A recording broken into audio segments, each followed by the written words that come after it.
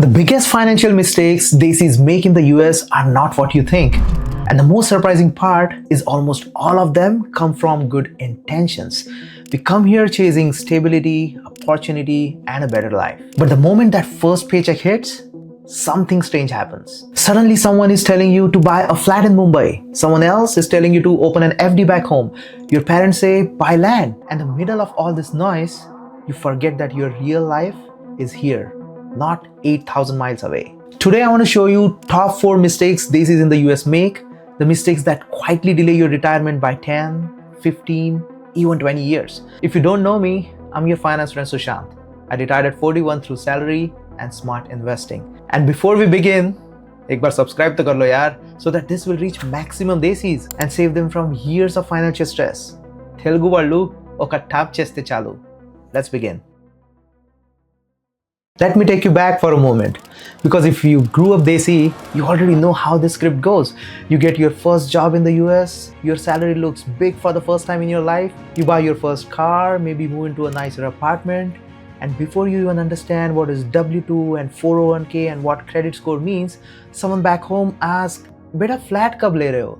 And it sounds harmless, it even sounds responsible. As we all know, we grew up believing owning property means I made it, so we do it. We start browsing listings in Mumbai, Pune, Bangalore, Hyderabad. We see those glossy building brochures. We imagine handing over the keys to our parents. But here's the part nobody tells you.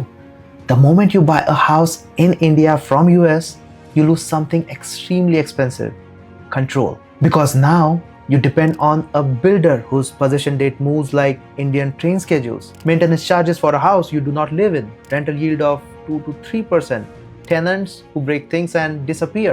Your emotional investments become your financial liability. Your heart says, this is home. But your money says, I'm stuck.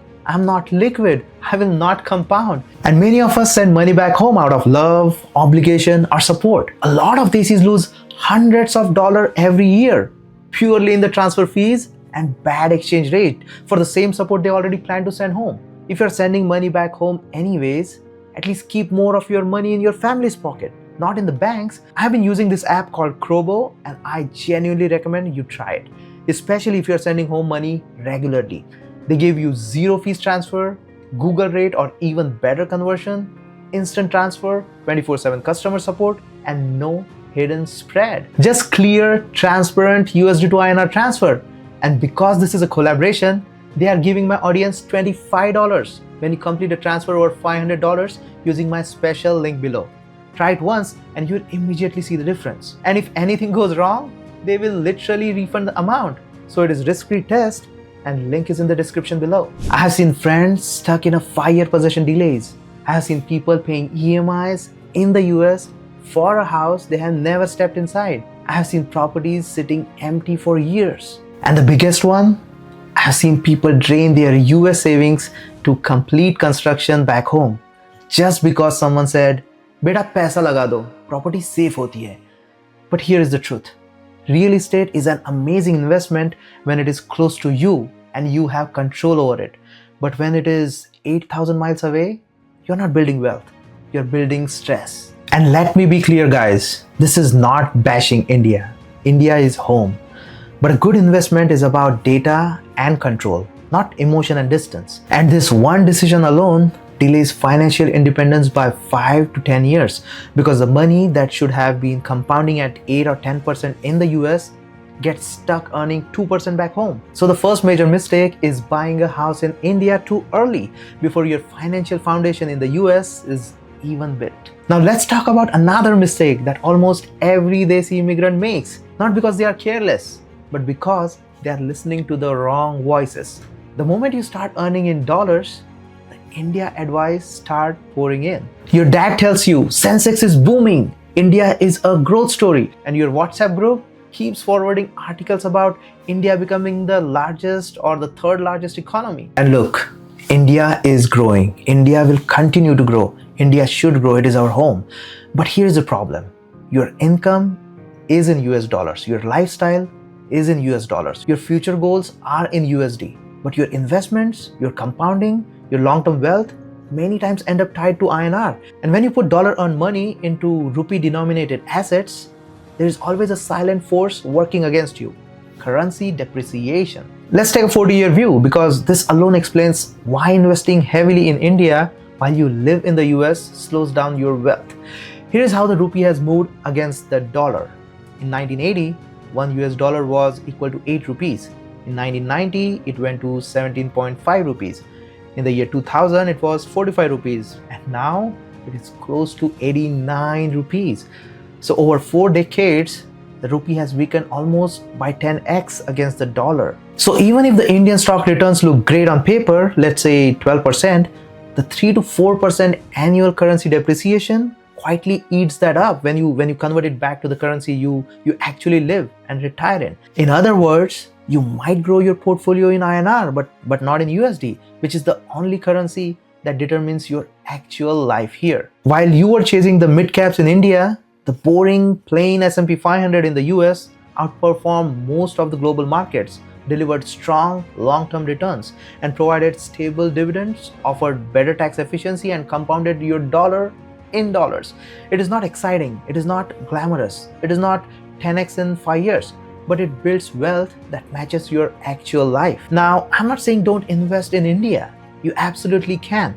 But when you live, earn, spend, and retire in the US, your financial engine should compound where your future actually exists. And that brings us to the next big mistake, one that is emotional, cultural, and extremely controversial. Let's talk about sending money back home and why the way most immigrants do it end up hurting them far more than helping. This one is sensitive because it comes from a place of love.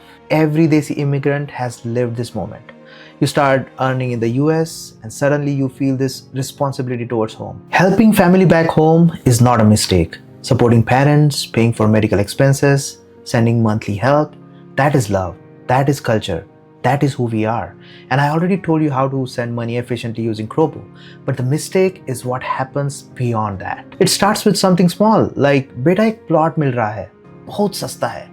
There is a land deal, everyone in the family is buying. And before you know it, you are sending $10,000 to buy a farmland, $20,000 to buy a plot that will appreciate, $5,000 here and there in the CDs, earning 6 or 7% in INR, and more money because we will go back someday. Here is the truth, guys. I have seen again and again and again.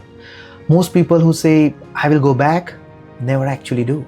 They build their entire career here, raise their kids here, buy a home here, and their money, it gets stuck somewhere they no longer live.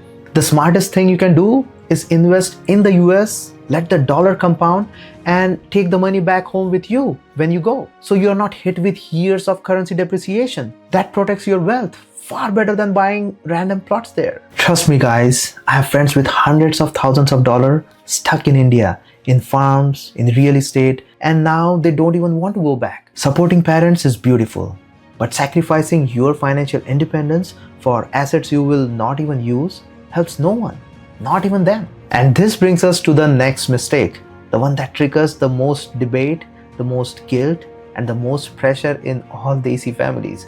Let's talk about the $100,000 a year decision that quietly destroys your retirement plans. This one, I'm sure, will upset some people, but it needs to be said. Some Desi parents in the US will spend $300,000 to $400,000 on an Ivy League degree, even when the child did not get a scholarship, even when the family cannot afford it, even when it destroys 15 to 20 years of their own retirement plans. Why?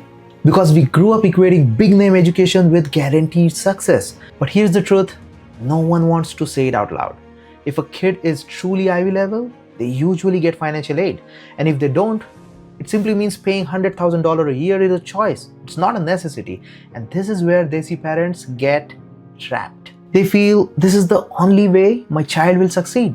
What will people say if I say no? We sacrificed everything. We can't deny them of this. We'll just figure out our own retirement plan later. But here is the uncomfortable reality. Your kid will not fund your retirement. And they shouldn't.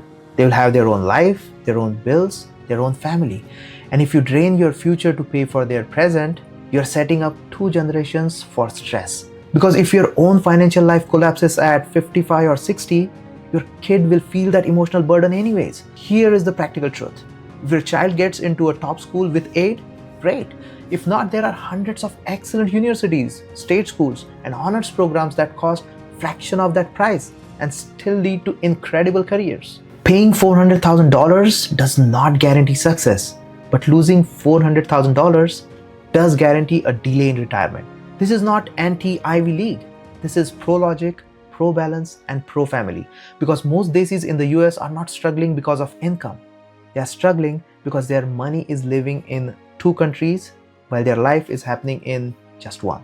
If even one point hit you today, send this video to a friend who might be making the same mistake. One conversation can save someone years of financial pain. And if you're sending money back home, use Krobo for the great USD to INR rates.